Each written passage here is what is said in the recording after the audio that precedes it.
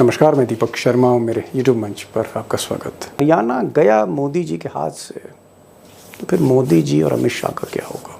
ज़्यादा समय नहीं, अत्री साहब के पास और उमाकांत जी के पास चलते हैं। मेरा पहला सवाल जो है वो अत्री साहब से होगा।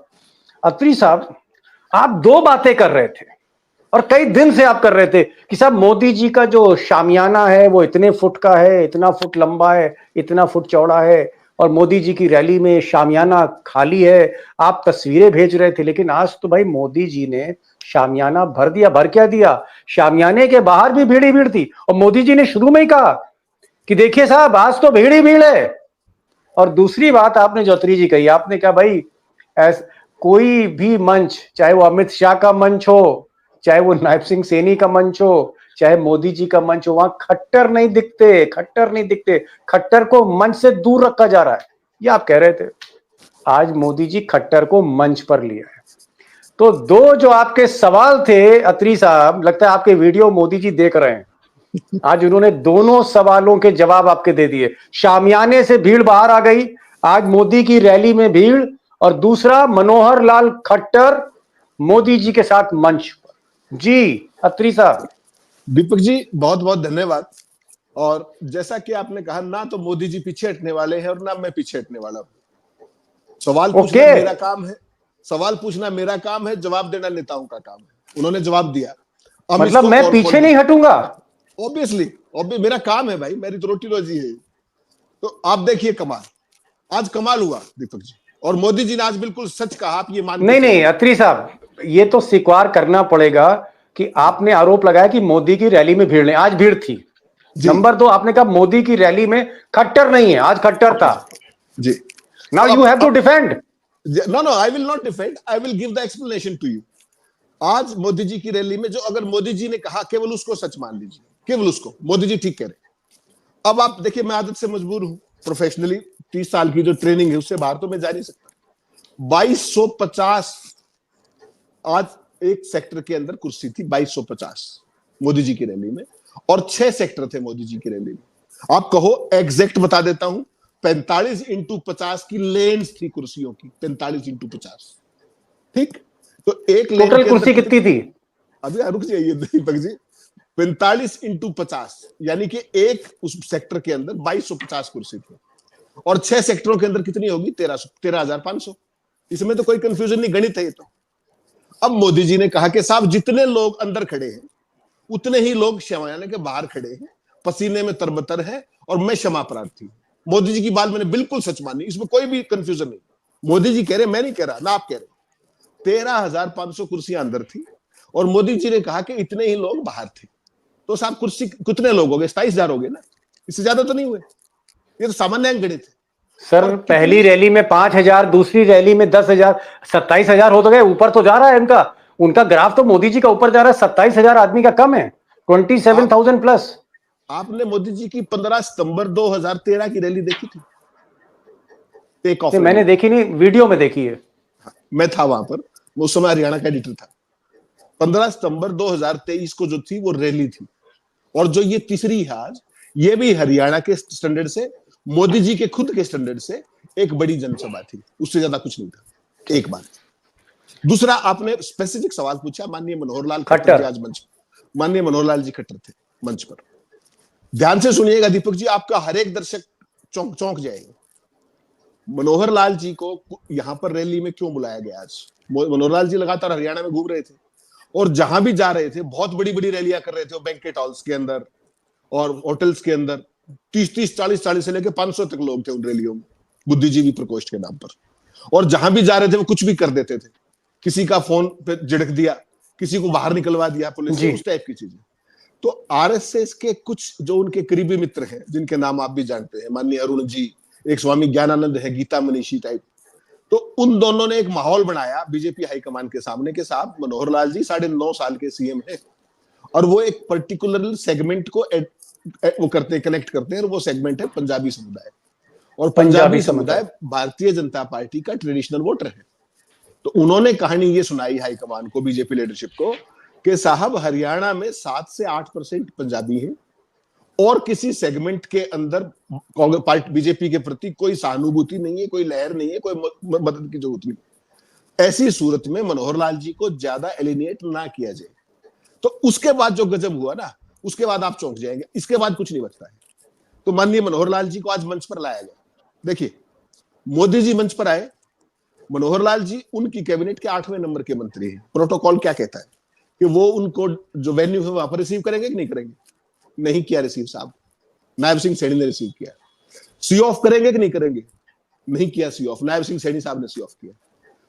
फिर आपके पास एक वीडियो भेजी है मैंने, 40 सेकंड की वीडियो देखिए।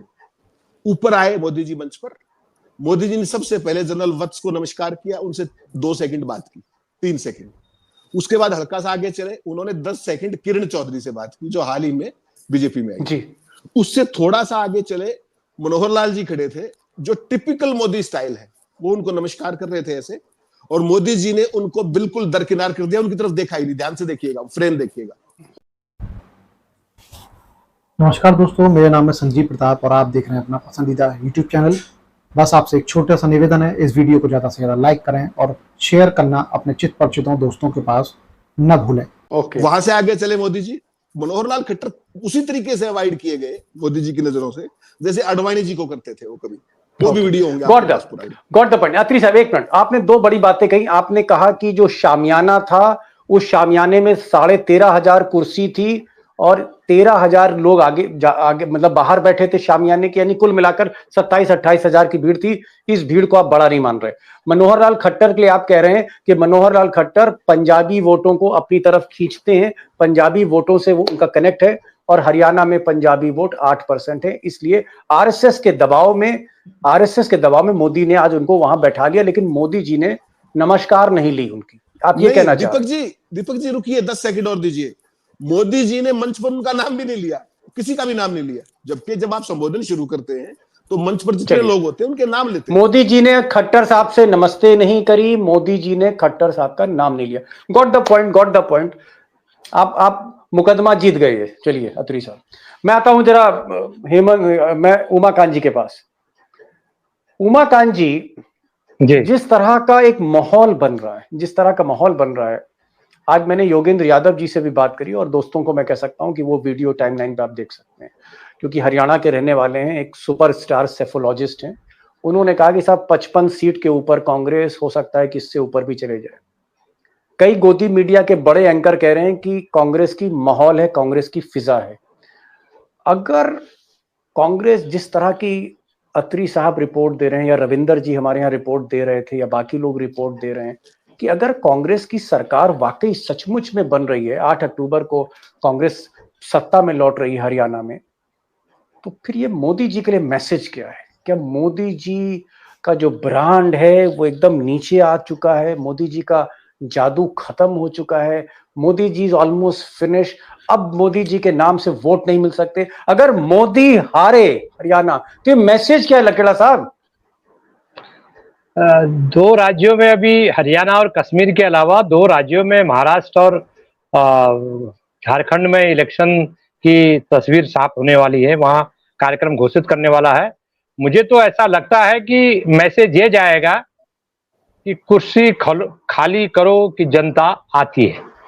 और ये हरियाणा का जो मिजाज है, वोटर्स का जो मिजाज है, तो हरियाणा के चुनाव पर जब आप चर्चा करते हैं तो उसके जवाब भी हरियाणा के मिजाज में पब्लिक चाहती है कि हरियाणा के मिजाज में ही बताया जाए कि हरियाणा में जो जनता है, चाहे वो पलवल की हो, चाहे वो पानीपत की हो, चाहे सोनीपत की हो, जनता ने एक बात मन बना लिया है। और वो इनको जो 10 साल इन्होंने हरियाणा की जनता के खराब किए, किसानों के, छात्रों के, नौजवानों के, तो जनता इतने गुस्से में है कि कोई काला चोर खड़ा हो जाए, वो तो कांग्रेस पार्टी है जो इतने सालों तक सत्ता में रही, तो किसी को भी वो इनको हराने के लिए वोट देना चाहते हैं।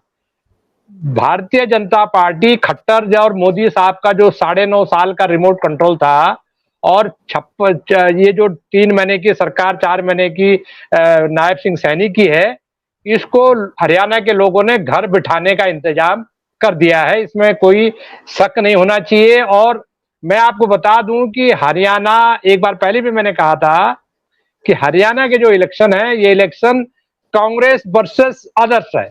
उसमें भाजपा भी शामिल है, उसमें आईएनएलडी भी बीजेपी वर्सेस शामिल है, अदर्स बसपा, या Congress versus others? Congress versus Congress, others, okay. Versus others, Congress बनाम भाजपा और बाकी जो, और पब्लिक को, मेरी कई लोगों से बातचीत हुई, उनका ये कहना है कि लोगों को ऐसा लग रहा है कि जो वोट कटुआ पार्टियां खड़ी हैं ये भाजपा के ही चट्टे बट्टे, कॉमन अनपढ़ आदमी को भी, किसान को, मजदूर को, जो जो बुजुर्ग है जिनको राजनीति का अता पता नहीं है। हालांकि ये नहीं कह सकते कि हरियाणा में लोगों को राजनीति का, हरियाणा के लोग राजनीति के मामले में बहुत बहुत क्लियर है, बहुत चतुर हैं, और उनको पता है कि किसकी लुटिया डुबोनी है। तो इस समय उन्होंने लुटिया डुबाने का इंतजाम कर दिया है, और मुझे ऐसा लगता है कि मोदी जी के लिए ये खतरे की घंटी है। उनकी सरकार की उल्टी गिनती टेक्निकली तो नहीं जाएगी, क्योंकि पार्लियामेंट में तो 240 उनके हैं और 35-40 उनको और सपोर्ट कर रहे हैं, 290 प्लस हैं। लेकिन इससे जो डिमोरलाइजेशन होगा, दिल्ली में आम आदमी पार्टी की सरकार है, वहां आप घुस नहीं पाए थे लगातार 3 चुनाव में। बगल में हरियाणा है, वहां आपको जगह नहीं है। बगल में पंजाब है, वहां आता पता आपका है नहीं। तो मेरा ये जो तस्वीर साफ हो रही है, तस्वीर साफ हो रही है कि आपको जनता ने घर बिठाने का इंतजाम करने जा रही है। और महाराष्ट्र में और झारखंड में इसके बाद जो आंधी चलेगी, इनके बस का नहीं, उसको रोक पाएंगे। इसलिए नहीं रोक पाएंगे कि मोदी का जो मैजिक था वो धूल में मिट चुका है, उसमें कोई दम नहीं है। भीड़ जो आ रही है, भीड़ जो लाई जा रही है, और मोदी जी ने दावा किया है कि सामियाना के बाहर लोग खड़े हैं पसीने पसीना। मैं बता सकता हूं कि आप पता कर लीजिए, अत्रे साहब तो वहीं बैठे हैं, 50-60% लोग ये सब लाए हुए लोग हैं। ये इकट्ठा करके बसों में सुबह से 3-4 दिन से ड्यूटी लगी हुई है कि आप यहाँ जाइए, रैली में चलना है। तो मुझे लग रहा है कि ये खतरे की घंटी है, और ये खतरे की घंटी इतनी घातक है कि बगल में आरएसएस बैठी हुई है। आरएसएस तो इंतजार में बैठी हुई है ना, हरियाणा का रिजल्ट निकले और फिर इनका इंतजाम करें। संजय जोशी वगैरह सारे लोग तैयार हैं कि इनको राजनीतिक तौर पर जब आप कमजोर कर पाएंगे, कमजोर कर देंगे, तो उसके बाद इनका हटने की और इनके जो बैसाखियां हैं उनसे मुक्ति पाने की उल्टी गिनती शुरू हो जाएगी, ऐसा मैं मानता हूँ। शुरू हो जाएगी जी। मैं अत्री साहब आ रहा हूँ। अत्री साहब, दीपक जी एक सेकंड जी प्लीज। जो लखेड़ा साहब ने कहा उन सारी चीजों से सहमत होते हुए केवल 2 सेंटेंस कहना चाहता हूं। इसको अगर और सरलीकरण करें, जो लखेड़ा साहब ने कहा, हरियाणा में जो चुनाव है इस बार वो है Congress versus all, Congress versus all एक तरीका है। और दूसरा एक और भी इसको आप कह सकते हैं कि ये है जनता बनाम बीजेपी। केवल इसको 2 ही तरीके से आप 2 शब्दों में कह सकते हैं। ये चुनाव हरियाणा में है। तीसरा, आपने जो भीड़ की बात की बार बार, उसकी एक सेंटेंस और कहना चाहूंगा। आज जो भीड़ जो मोदी जी की बताई गई सारी बात है, वो 23 कंस्टिट्यूएंसीज की भीड़ थी। मोदी जी के दावे के अनुसार वो 27,000 की भीड़ थी। अगर उसको आप सिंप्लीफाई करेंगे तो उसमें से आधी से ज्यादा भीड़ केवल 2 कंस्टिट्यूएंसी की थी, लोहारू और आदमपुर। बाकी जो 21 कंस्टिट्यूएंसी थी, अब उसकी देख लीजिए आप कितनी थी और पर कंस्टिट्यूएंसी कितने लोग थे। ये भी गणित है, साधारण है, इसको अपने दर्शक समझ। मैं असली गणित पे आ रहा हूँ। अब छोटी गणित छोड़िए अत्री साहब, बड़ी गणित लगाइए। मुझे ये बताइए, आपने मुझसे कहा कि दीपक जी, मैं आपके दोस्तों को असली फिगर दूंगा जब राहुल गांधी की रैली हो जाएगी और मोदी जी की रैली हो जाएगी। आज मोदी जी की रैली हो गई और राहुल गांधी की रैली पहले हो गई, कल हो गई। अब दोनों सूरमाओं की रैली हो चुकी है। अब आप जरा अपनी असली गिनती खोलिए कि अब आपको क्या लग रहा है। आप ही ने कहा था, मैंने तो कहा नहीं था। तो नाउ यू टेल मी कि राहुल और मोदी की रैली के बाद अब ताजा स्थिति क्या, ये बताइए साहब। दीपक जी, असली स्थिति का पता लगेगा पोलिंग के बाद। लेकिन जैसा कि हमारा वो है जो शो का सेटअप जिस तरीके का है कि हम डेली इसको एनालाइज करते हैं चीजों को, और बिटवीन दी लाइंस चीजों को पढ़ने की कोशिश करते हैं। एक चीज बड़ी साफ है, दर्शकों के लिए बता दूं बहुत ब्रीफ में। ये जो कंस्टिट्यूएंसी आज थी, इसको बागड़ बेल्ट बोलते हैं। 4 जिले हैं ये, भिवानी, दादरी, सिरसा, हिसार और फतेहाबाद। 5 जिले सॉरी, और 2 कंस्टिट्यूएंसी इसमें जींद की थी। इसके अंदर जो सीटें हैं, केवल बागड़ की अगर आप बात करें, बागड़ की रैली थी आज, 2 तो जोड़ दी, उसमें साहब 21 कंस्टिट्यूएंसी है। Let's be very specific. Modi ji की जो आज रैली थी उसकी बात कर रहे हैं जी, उसी की बात कर रहा हूं। क्योंकि बड़ा professionally we have to take it up, जनता को सारी चीजें दर्शकों को बताइए। 21 कंस्टिट्यूएंसी है जिस सेगमेंट को आज मोदी जी एड्रेस करने के लिए आए थे। इसके अंदर 2019 के अगर आपको याद हो, ये बीजेपी के लिए बहुत बहुत महत्वपूर्ण एरिया है, ये बहुत महत्वपूर्ण। वो क्यों है? 21 में से 17 सीटें, कितनी? 21 में से 17 सीटें बीजेपी और उसके एलाइज के पास थी पिछली बार। 21 में से 17, और उसका ब्रेकअप जान लीजिए, कांग्रेस के पास 4 थी। ब्रेकअप देखिए उसका, बड़ा इंटरेस्टिंग है। उसमें से बीजेपी के पास, खुद के पास 8 सीट थी, केवल 8। 5 सीटें किसके पास थी? जेजेपी के पास, जिसका अब कोई नाम लेवा नहीं बचा हरियाणा में, दुष्यंत चौटाला के पास। दुष्यंत चौटाला। 2 सीटें इंडिपेंडेंट्स के पास थी, कौन? गोपाल कांडा और एक और। तो ये सारी की सारी जो स्थिति है, ये क्या कह रही है? गोपाल कांडा खुद फंसे हुए कि नहीं फंसे हुए? जेजेपी का कोई नाम लेवा नहीं बचा है। पूरा सिरसा डिस्ट्रिक्ट बीजेपी ने सरेंडर कर दिया है, उनके पास कैंडिडेट ने, बीजेपी का सिरसा में कुछ है भी नहीं। तो जो 21 में से 17 का स्कोर था, आप मुझे बताइए बीजेपी का क्या असर होगा?